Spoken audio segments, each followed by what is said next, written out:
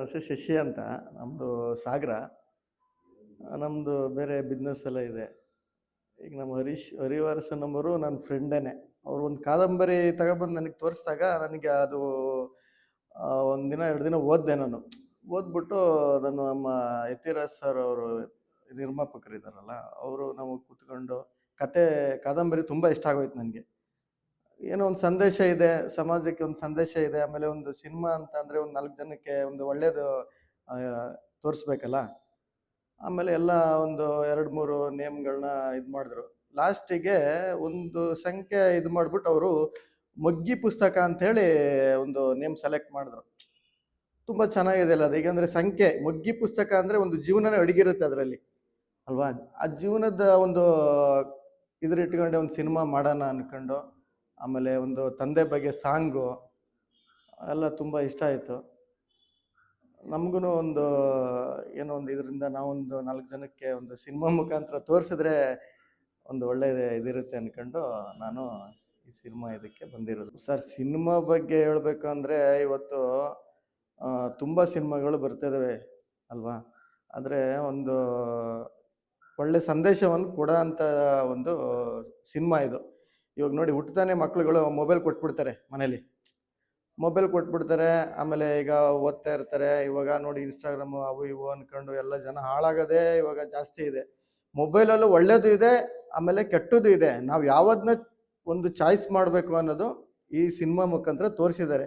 ಈಗ ತಂದೆ ತಾಯಿಗಳು ವ್ಯಾಲ್ಯೂ ಯಾವ ಥರ ವ್ಯಾಲ್ಯೂ ಕೊಡಬೇಕು, ಕೊಡಬಾರ್ದು. ಈಗ ಒಂದು ಹೆಣ್ಮಗು ಯಾವುದೋ ಒಂದು ಮನೆಗೆ ಕೆಲಸ ಮಾಡಿ ಅದನ್ನ ಹೆಂಗೆ ಒಂದು ಸಂಸಾರ ಸಾಕ್ತಾ ಇದ್ದಾಳೆ ಅಂತ ಇರ್ಬೋದು. ಒಂದು ತಂದೆ ಇದ್ದಾಗ ಒಂದು ಹೆಂಗಿರುತ್ತೆ, ತಂದೆ ಇಲ್ಲ ಅಂದರೆ ಮನೇಲಿ ಯಾವ ಥರ ಒಂದು ಕಷ್ಟ ಇರುತ್ತೆ, ಅದು ತುಂಬ ಚೆನ್ನಾಗಿದೆ.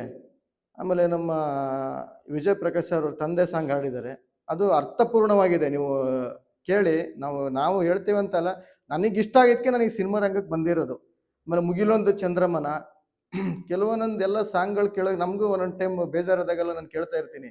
ನಮ್ಮದೇ ಸಿನಿಮಾ ಅಂತ ನಾನು ಹೇಳ್ತಾ ಇಲ್ಲ, ನಾನು ಕೆಲವೊಂದು ಟೈಮು ಬೇಜಾರಾದಾಗ ಈ ಸಾಂಗ್ಗಳು ಕೇಳ್ತಾ ಇರ್ತೀನಿ. ಆಮೇಲೆ ಕೆಲವು ಆಚೆ ಕಡೆ ನೋಡಿದಾಗ ತಂದೆ ತಾಯಿಗಳನ್ನ ಎಲ್ಲೋ ಒಂದು ಕಡೆ ಬಿಡ್ತಾರೆ, ಮಕ್ಕಳುಗಳು ಸಪ್ರೇಟಾಗಿ ಇರೋದಾಗಿರ್ಬೋದು. ನಾನು ಇವಾಗ ಊರು ಬಿಟ್ಟು ಈಗ ನಮ್ಮದು ಸಾಗರ, ನಾನು ಬೆಂಗಳೂರಲ್ಲಿ ಇದ್ದೀನಿ. ಬಟ್ ತಂದೆ ವ್ಯಾಲ್ಯೂ ಏನಿದೆ ಅಂತ ಯಾರಿಗೂ ಗೊತ್ತಿರಲ್ಲ ಇವಾಗ.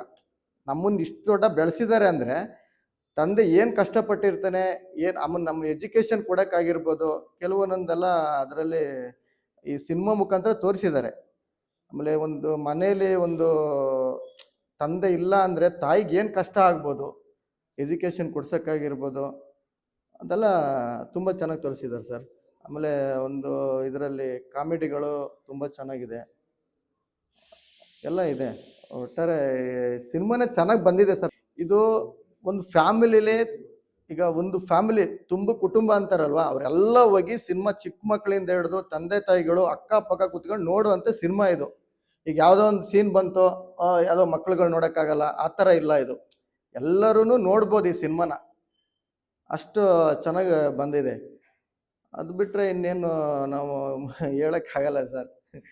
ಹೇಳ್ತಾರಲ್ವಾ, ಮುಂದೆ ಏನೋ ಒಂದು ಗುರಿ ಇರಬೇಕು, ಹಿಂದೆ ಗುರು ಇರಬೇಕು ಅಂತೇಳಿ, ಅದನ್ನ ಈ ಸಿನಿಮಾ ಮುಖಾಂತರ ತೋರಿಸಿದ್ದಾರೆ ಅಷ್ಟೇ.